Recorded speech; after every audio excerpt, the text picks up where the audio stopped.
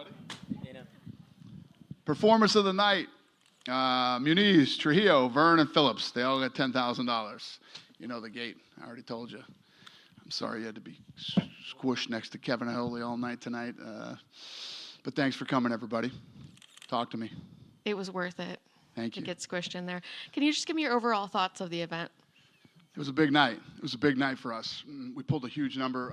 Rumble was just telling us that we're over 2 million already views. To put this into perspective, when you think about ESPN, we're on ESPN for a fight night. We do anywhere between 750,000 to 1 million viewers, right? And sometimes if we knock it out of the park, it's 1.2 million, 1.5 million. We're over 2 million views tonight live, and that doesn't include the power of that was in the room tonight as far as social media goes. It's massive. You had quite We literally had the most powerful people on the internet in the room tonight. And you had quite a few celebrities as well sitting next to you. Can you kind of talk to me about what it's like to have your friends and all of the people around you? Yeah, no, it was awesome. People that to have Brady, whom I have a great relationship with. Believe it or not, I wear Travis Scott's. I have like 300 pairs of them, and this is the first night that we ever met. And thank God he's really cool and funny and everything else. I don't want to have to go home and burn 300 pairs of Travis Scott's. When you meet people who you admire and they're worth your admiration, it's always cool. So, yeah, Travis Scott. I get the whole Travis Scott thing. Not just his shoes are cool. He's one of the funniest and coolest guys I've ever met. And you have a new champion tonight. Can you talk about the main event a little bit? Yeah, so as far as the live event goes, I mean, I've been talking to you guys about this since day one. My team, absolutely kills it when it comes to the production of the show. The in-house live event was good. My entire staff, everybody that did what they did tonight, put on an incredible event. The things that we can't control are the fights, and we're still at a place where, like the Sheena fight, Catalina is very green, so it was a foul, but you can see that she definitely has a future in the sport. Can you give us an update on Sheena's health at all? Yeah, Sheena's okay. Yeah, she usually does that to other people, and tonight it happened to her. But I mean, she's such a huge superstar for us, and obviously, everything she does is incredibly viral. Sean Strickland tweeted that there may have been something between him and Machine Gun Kelly. Can you talk to me about what happened there? You can't bring Sean Strickland around any other human beings. It's like, you know what I mean? It has nothing to do with Machine Gun Kelly. It's about humans. There was a recent video of Jon Jones looked like body slammed and thrown around. Is he healthy? Really? I know nothing about this. He's I guess in New Zealand or Australia or somewhere, and he's getting thrown around by the rugby guys. They were throwing him around? Yeah, he got thrown onto mat and all kinds of stuff. So I'm assuming you haven't talked to him about his health. I'm assuming he looks to be okay. Okay, that sounds good. I'm happy to hear that. I know nothing about this. So he's not going to be the headliner for UFC 300? Who knows who's going to be the UFC 300 headliner? We've been working on it. It's been interesting, I can tell you that. Because obviously, we want to deliver, I keep saying this. Figueiredo versus Cody Garbrandt is literally the first fight of the night. So when you look at the card where it sits today, every single fight could be a main event on a fight night or a pay-per-view. We're just waiting for that last. We got 2 more fights that we got to put together. We're working on it. And last one for me, John Anik came out recently and had some criticism of MMA fans, and then came out a couple days later and apologized. And I think now people think that he was told to apologize. I know your stance on free speech, so just wondering if you could clear that up. You know for a fact nobody here told him to apologize. But at the same time, when you're in a position like Anik, me, you, anybody else, if you're a public figure, you got to be able to take the heat. You got to be able to take the criticism. You got to be able to, we all take our lumps on any given day. I love that shit. I eat that stuff for breakfast, so that's fun for me. And I get it. Some other people have a hard time dealing with it. I love Nina Drama.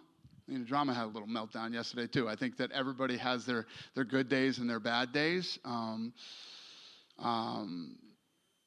Yeah, I don't know, but nobody here will ever tell anybody to apologize or to. we don't do that here. Thank you. Yep. Dana, I just wonder, like, where does the sport go, right? So, I asked one of the fighters this. All the other sports, the athletes get better over time. They run faster, they get stronger, whatever. And this, it's more of a, I guess, technique-based sport, right? So what is the evolution of this sport, and how big can it get when the athletes get even better? Well, it's a great question from somebody like you because you were at the actual first one that we ever tested. So if you look at the difference between, when we tested it to where we are today, literally everything is better. And it has already started to evolve. These guys are training at the PI. There's stats involved now. We're starting to figure out strength, neck strength, torque, like all different stats on these guys when they train. And as more and more money comes into the sport, it will evolve. Just like MMA. I mean, in the early days of MMA, there were like 3 camps to go train with, and it wasn't mixed martial arts. It wasn't what it is today. And that will happen here too. Will you have some of the fighters train at the PI and things like that, and then use the technology that the PI has to help? It's already happening. Yeah, we're already doing that. Now camps are actually starting to pop up, and some of these guys that are coming and coaching are really good. And there's so much stuff to announce with Power Slap that's going on right now, and you guys will hear a lot of it in the next couple weeks. Did Brady like it? It didn't seem like he stayed too long. Yeah, well, the problem is tonight they have these guys had Goodell had a party tonight, so everybody had to come in and hang for Power Slap for a while, then go to the Goodell party. But all these guys that are in the NFL they got a lot of stuff going on this weekend. So the fact that he even came by, couldn't ask for a better friend and a better human than Tom Brady. I love him. And last question, I know you've compared it to the beginning of the UFC, and you've made that comparison a lot, but do you see this becoming a big arena thing? Because it seems you have to be in an intimate environment to really get the benefit of this as a fan, right? You have to be close and on top of it. If you're sitting up in the bleachers at T-Mobile, it seems like it would be tough. Could you make this an arena show and take it on the road? So when we started the UFC, our first venue was the Trump Taj Mahal. We sold 2,500 tickets and gave 2,500 tickets away. Yeah. So we could have been in here for the first UFC event. But I'm just saying, like, is the sport conducive to a big arena show? Like, can you do it given the intimacy you require for people to be able to see what's happening? Yeah. Did you ever see darts? You ever see a dart event? Not really. In England? It's fucking. Drunk. Any of you ever see darts? Eddie Hearn. There you go, my man. Yeah, it's fucking fascinating. I mean, the people that they get to go in and watch dart events, and what's funny is I kind of modeled this thing off of darts. It's fun. It's energetic. There's a lot of drinking and a lot of people. You notice when you're at these events, everybody has their phone up. Everybody has their phone up. Everybody's filming. But yeah, yes, I do think that there will be a day where we could do arenas.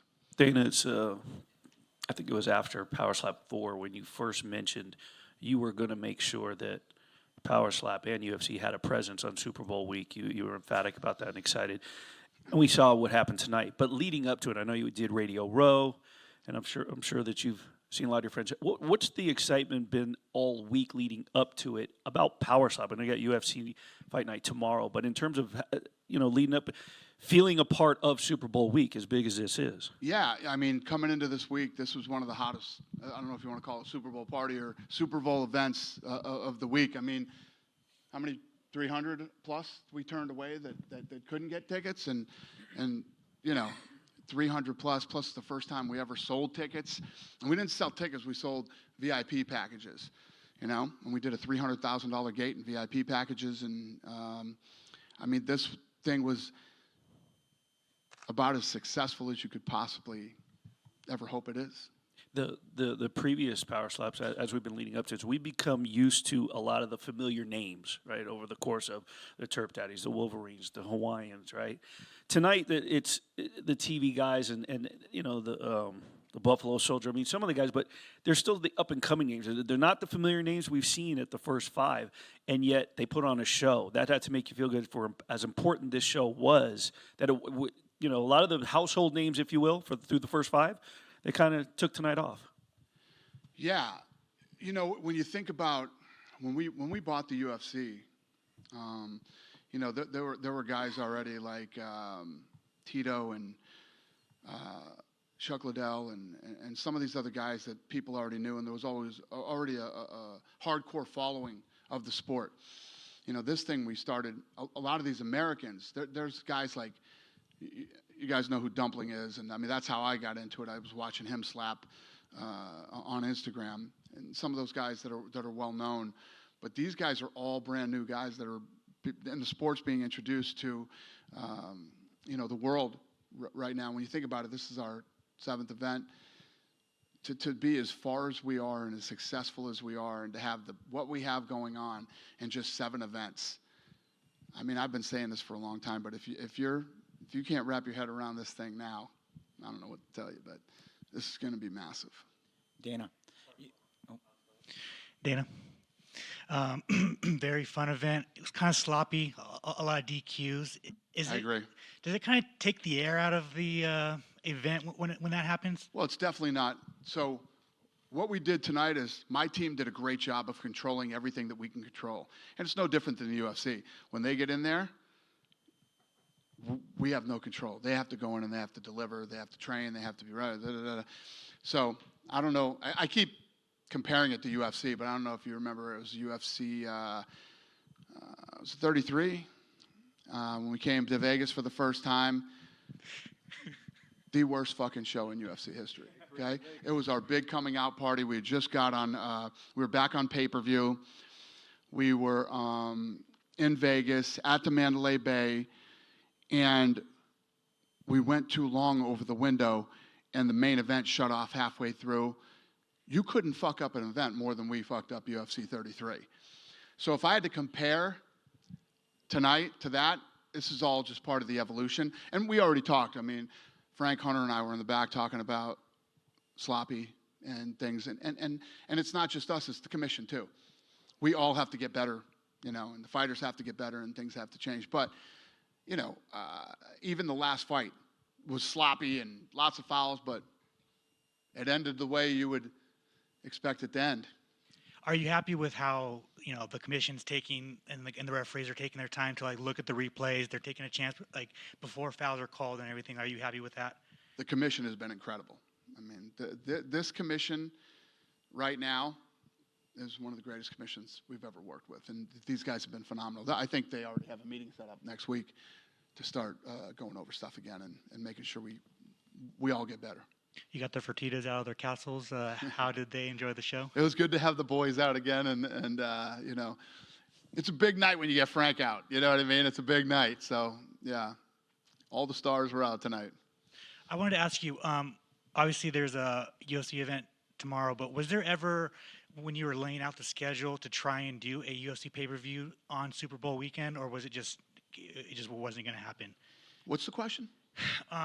When you were laying out the schedule for 2024, was there ever a thought to put a UFC pay-per-view before the Super Bowl on Sunday? No. And then you met with BKFC and Sakibara. Anything cool? Yeah, I've been taking some meetings. No, you know, Saki Kabara and I have an incredible relationship and an incredible history. The whole battle between UFC and Pride back in the old days, and we're talking about some stuff. And then the bare knuckle guys came out to meet and ask some questions. I never met him before. Nice guy, liked him. Is there a chance Horiguchi comes back to the UFC? We'll see. And then 2 last ones from me. Joe Pyfer is obviously headlining I'm so tomorrow. excited for that fight. Yeah, just kind of to talk about it. Yeah, I mean, he is the epitome of every sports movie you've ever seen, overcoming, you know, adversity and broke, struggling, but keeping his eye on the prize, struggling to get to, you know, he's had this dream of where he wanted to be, gets back in, wins, gets the contract in spectacular fashion, and goes on a 5-fight win streak or whatever, however many fights he's on now, and all by finish. And now he's taking on a badass dude that will break him into the top 10 if he wins. You couldn't have a better story than this. It's like,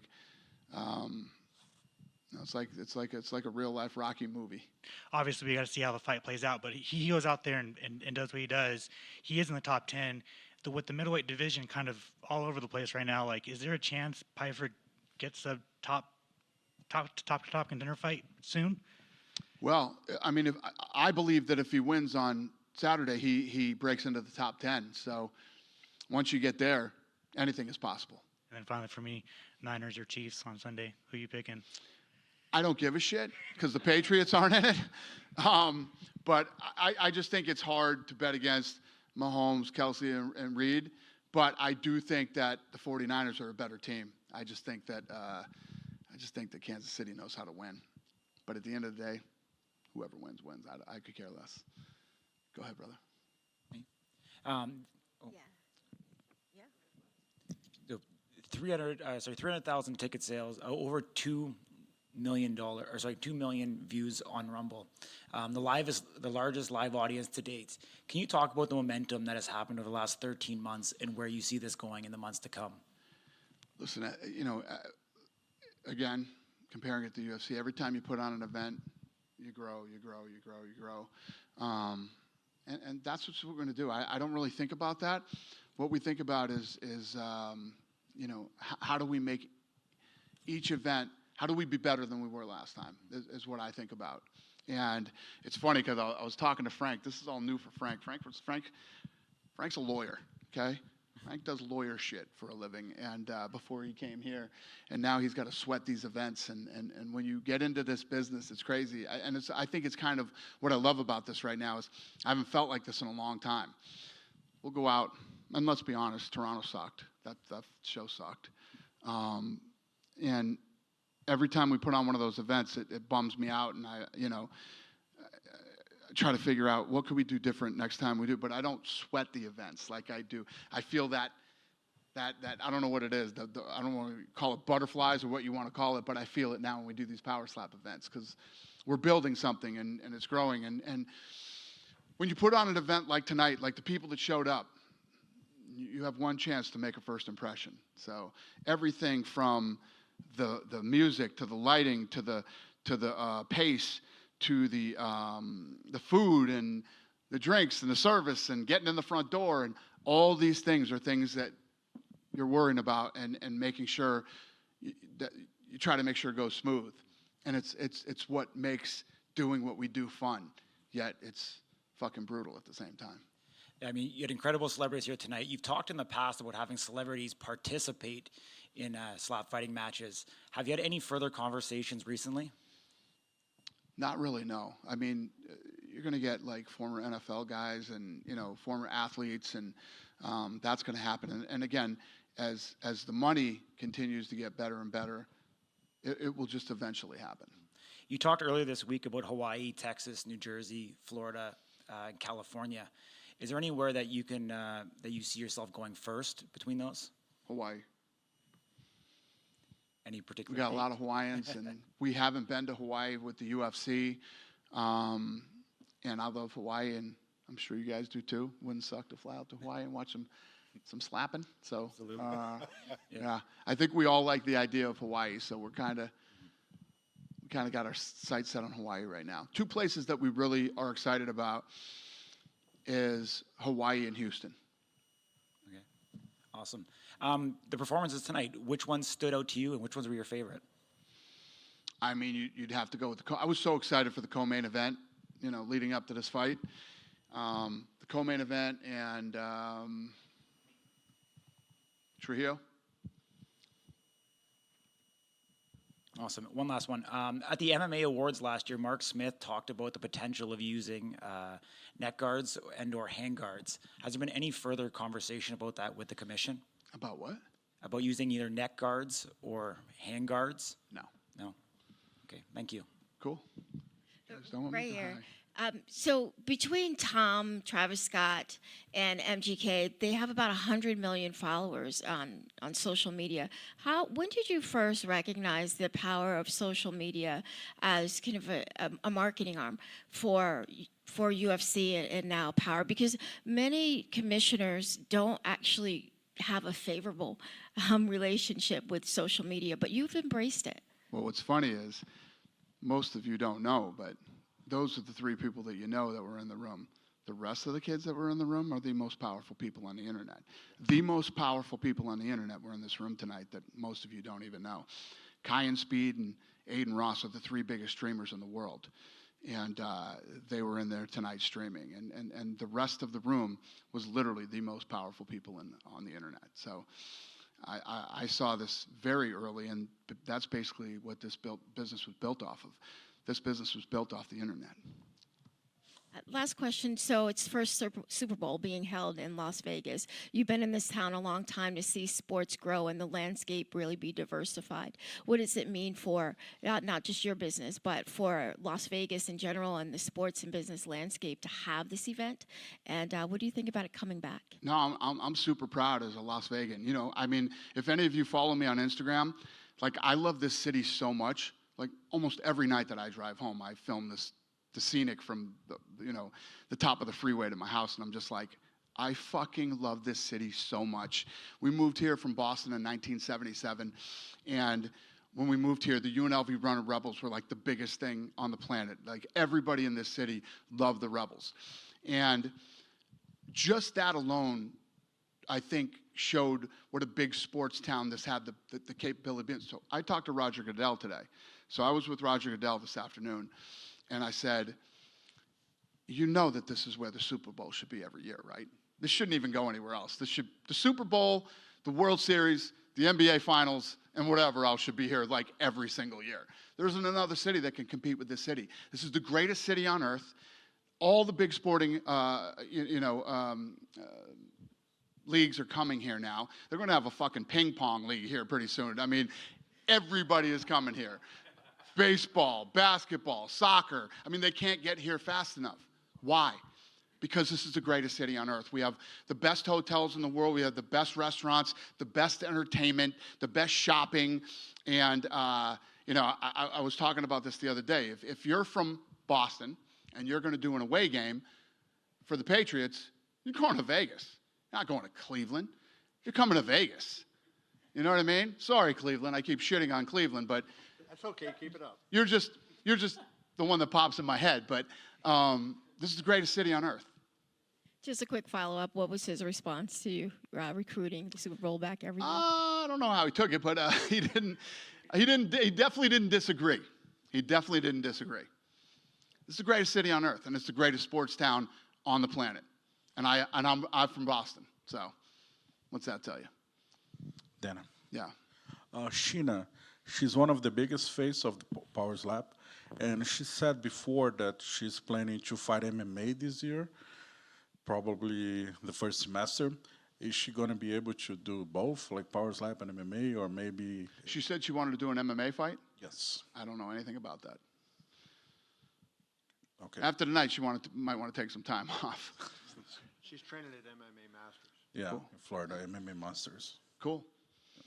Do you think it would be possible for her to do both? I don't know. You think she should turn right around and start training for an MMA fight right now, or maybe wait a little bit? Okay. Anthony Smith, we saw him today, tonight. Is there any other fighters, UFC fighters, that want to do that? Because I know, like, some of Brazilian fighters, they would love to do the catching. Well, Anthony Smith was very vocal about how much he loved this and he wanted to be a part of it. So, we love Anthony Smith, so we did it. Obviously, if any. So, me and the Fertitta Zone throw one, too. For those of you that don't know, we own Ridiculousness on MTV. We own SLS Skate League, Nitro Cross, and Travis Nitro Circus. And Cowboy wanted to race. He wanted to be one of the racers in there, so Cowboy's in that. I got a bull in the PBR, and for whatever fucking crazy reason, no Cowboys can ride him, but Cowboy Cerrone wants to ride him. So that's happening in Dallas, Texas in May. We got a lot of fun shit going on. Obviously, these fighters, when they retire or if they want to do other things, we got a lot of stuff to do. You said Cowboy it's funny because during part of his career, you were kind of concerned about the things he was doing besides. Well, he doesn't have a career anymore, so. Yeah. I mean, if you want to ride Twisted Steel, who is like 33-3 against fucking cowboys who ride bulls for a living, he's a grown man. What am I going to do? Fair enough. So you had Travis Scott, Tom Brady, Charles Barkley. Who did like most of the Mets? Who liked it more? Yeah. Well, I haven't talked to Barkley yet, but Travis Scott was going crazy during the event. Travis Scott was going crazy. Travis Scott. Any of you that like Travis Scott shoes and all that shit, one of the coolest guys you'll ever meet. He was fucking hilarious and a great guy, and yeah, I had a blast with him tonight. Awesome. Just to make it clear, you said before to Amy that you're going to announce 2 more fights for UFC 300? Yes, sir. So main event and co-main event or another one? Co-main event and another one. Perfect. Is there any date when you're going to announce or something? Well, listen, I'd announce it now if we had it. We've gone through a lot of crazy shit trying to put this fight together. So it's been interesting. No date. Awesome. ASAP is the date. Last one for me. Congrats on Kayla Harrison contract. Would you mind to give me your thoughts about how was the negotiation? And she's fighting 135, right? Like a lot of fans were surprised about that because she was fighting 155 and then 145. Yeah, we like to surprise fans. That's what we like to do. So I'm glad they were surprised. And yeah, obviously she's one of the best in the world, and you can't find out, can't know how good you really are unless you fight in the UFC. So she's going to get the opportunity to prove whether she is or not. All right, cool. Hey, Dana, John from Fight Dudes here. Congratulations on getting Power Slap officially sanctioned in the state of California. Thank you. Is there a city in California you'd like to go to first? We were talking about that. It's a great question. We were talking about possibly, obviously Southern Cal, go down to maybe San Diego or I don't know yet. We've kind of kicked it around, but the first 2 that we're really focused on right now are Hawaii and Houston is Okay. where we want to go. And as a Seattle native, I have to ask, when is a UFC coming to Seattle?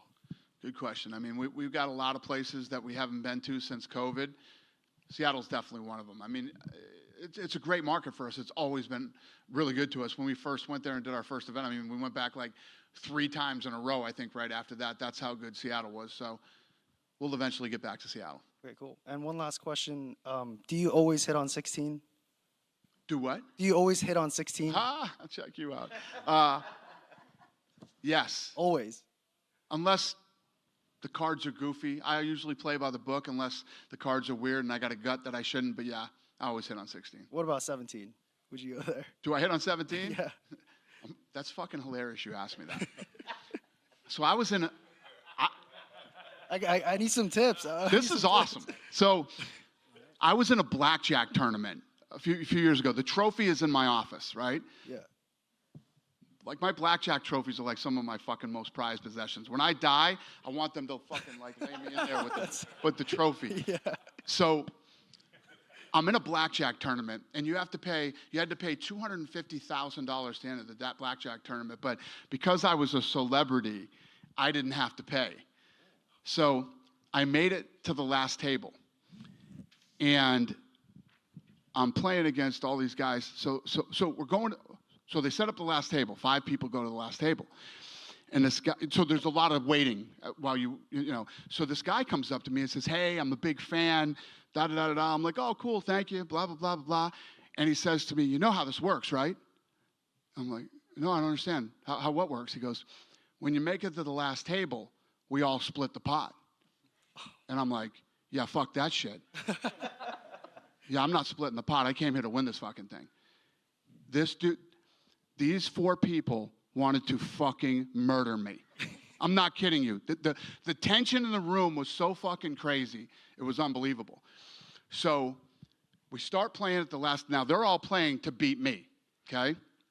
And I can't remember what I did. I can't remember what the move was, but one of the guys starts yelling, "He can't fucking do that. He put too many chips up or whatever. I didn't put enough, whatever." I'm like, fucking relax, all right? So I took the thing back. But I ended up hitting a 17, right? Because the guy over there had more chips than me. I said, fuck it. I hit the 17. I got the 4 on the 17. Oh, let's go. Right? So I win, and I can't remember what the scenario was. This was a few years ago, but because that guy shot his mouth off, and you know who you are if you're out there watching this, you remember this. I won the tournament. Hell yeah. And literally nobody fucking said anything to me. My big fan just got up and fucking walked out. And I had this lunatic friend of mine that was there from Boston. He starts screaming, he's the greatest blackjack player in the history. And these people wanted to kill him. Anyway, fucking story's too long. But anyway, yes. All right, cool. I hit a 17 one fucking time, and I won the blackjack tournament. Yeah, it was a $250,000 winner-take-all blackjack tournament. I'll hit on 17 tonight. Don't do it. It's the fucking luckiest thing that ever happened to me. All right, thank you. All right. Good night, you guys. Thank Hey, you. Dana, real quick, Matt McClellan, Knockout Radio. Hey, so real quick, you talk about making a first impression. You have all the star power. You've got everything already in place, but the storyline tonight, you have Cole Young, whose child is going through a horrific scene. And You're right. And you've got fighters who are in each other's weddings 2 days before, 3 days before a competition. It feels nostalgic, like the UFC in the beginning was more of a family, put their differences aside. You're telling the story, you're making the personal connection, and I, being my first time here, was mesmerized by what I saw. I don't know why everybody's not standing up right now. The excitement of what you have right here is greater than anything I've ever seen in my life. Thank you, sir. And it's massive. It's so talk about how it got to hear from. So, thank you, and that's what we're going for. We believe too that we have this fucking lightning in a bottle, and you know, I believe that we're the best at putting on live events and creating the buzz and the energy and all that shit. All the bells and whistles that we can control until the fighters get in there. But tell them the story, like he's asking about the kid. About Cole? Yeah, so Cole's kid has I don't know the name of the disease, but she's got some disease, and he needs to give a piece of his liver to his kid to save his kid, and he pushed off that transplant for this fight to make the money to help all that. So he's going to go have that surgery probably this week or next week. It's unbelievable. I mean, the storyline. Exactly. And you know, there's a lot of people that shit on this thing and say whatever. These kids are making, a year ago, before I decided to get into this, these kids were doing this shit for free. You know what I mean? Or for fucking $100 and stuff like that. These kids are making life-changing money now. I was talking about with Pat McAfee the other day, Wolverine, and how it's changed his life, and a lot of these other guys now that are starting to quit their jobs and start to train full-time and take this thing serious. And you know, no matter what combat sport you're involved in, come from a rough life. You come from hardship. Guys who get involved in combat sports, and this is something that will change a lot of people's lives, not just in the United States, but around the world as we continue to grow this thing. So speaking of changing lives, I know Gary Breccia, your 10X doctor of health. We were talking to Ryan Phillips earlier. He talked about this as a mental game and discipline training and being able to control your sympathetic response. I know Dr. Breccia is really big into the forward exercise science world, as I am. So is any of that starting to be incorporated? I know you guys are trying to figure out what strategies work best, barefoot or not, you know, wind up and torque and all that. But the neurological side, I think, for this sport is going to be critical in the future. Yeah, Gary is more of a human biologist, and you know, I've talked at fucking length about what this guy's done for me and how he's changed my life and many people around me that I love and care about, and yeah, he's fucking brilliant. I don't know if I would get him involved in the sports science side of this thing, but anybody that you know, has health issues or has to be on any type of medication that traditional doctors would give you, Gary Breccia can get you off it. And last one, I was in Miami when you gave Randy the OG status of the UFC. He was there from the beginning. He supported you all those years. I feel honored to be at this critical moment of Power Slap will be in the future what the UFC is now, if not bigger. I'm a true fan, and so thank you for allowing me and Knockout Radio and Randy, obviously, to be a part of this. Thank you, brother. Yeah, and you're not wrong. Wait till we're talking in 3 years. Watch what we do in the next 3 years. And I was saying this in 2002 too. So Grand Slam. Yeah, it's very rare that I say we're going to do something and we don't fucking do it. Wait till you see the sphere. Wait till you see the sphere. Dana, from Puerto Rico, we love you in Puerto Rico. Thank you, brother. And thank you for all you've done for the sport. authenticity. That's you. You Thank were you. authentic. Thank you.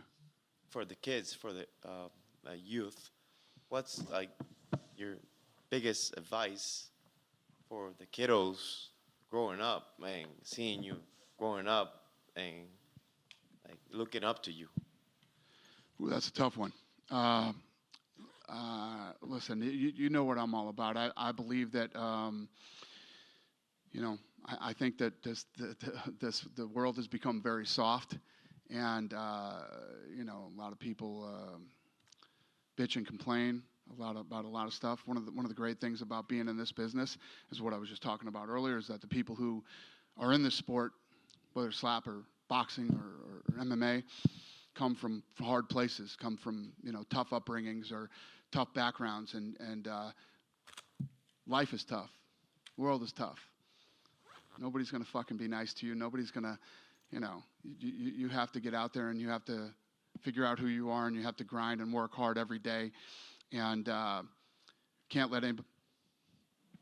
If I listen to anybody ever, I would have never stuck with the UFC. Everybody said it's hard to wrap your brain around the fact that the UFC at one time was so bad that we couldn't go to venues, and it wasn't allowed on pay-per-view, let alone getting on free TV and all this stuff. I don't listen to any of that bullshit. And it's the same thing with Power Slap. Listen to any of this fucking negative bullshit. I don't care what people think, and I don't care what people say. I figure out what I want to do. Why am I doing the Sphere? Sphere is going to cost me a bunch of fucking money, and it's going because I want to do it, because I think it can be done, and I don't think anybody else can do it, and I know that I can. That's why. And I like to do these things. I like to challenge myself, and I like to build stuff that people say can't be built. So I don't know if that inspires anybody, or if people, give a shit one way or the other, but that's who I am, and that's what I like to do. Thanks for coming tonight. I appreciate it.